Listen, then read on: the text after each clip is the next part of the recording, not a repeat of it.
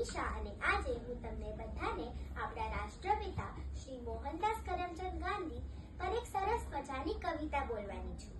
તો બધા ખાસ કરીને સાંભળજો. હે બાપુ તમને શી રીતે માપું, હે ગાંધી બાપુ તમને કઈ રીતે માપું. ચરખા અને ખાદીથી લાવી તમે ક્રાંતિ, અહિંસાના માર્ગે લાવી આઝાદીની શાંતિ. હે ગાંધી બાપુ તમને કઈ રીતે માપું. ચશ્મા પોતડીને હાથમાં લાકડી, પણ હિંમત હતી તમારી બહુ ફાકડી. શુક્લકડી શરીરે પણ કરી યાત્રા દાંડી, સ્વરાજ અપાવી બતાવી તમે દીવા દાંડી.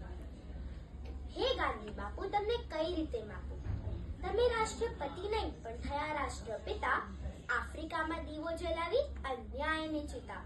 પછી ભારતના સ્વતંત્રતાની મશાલે જન જનના હૈયેથી દૂર કરી સવી ચિંતા. હે ગાંધી બાપુ તમને કઈ રીતે માપું. ગોડસેને ગોળીથી તમે નહીં વિધાયા, જીવંત રહી તમારી સદા ગુણગાથા.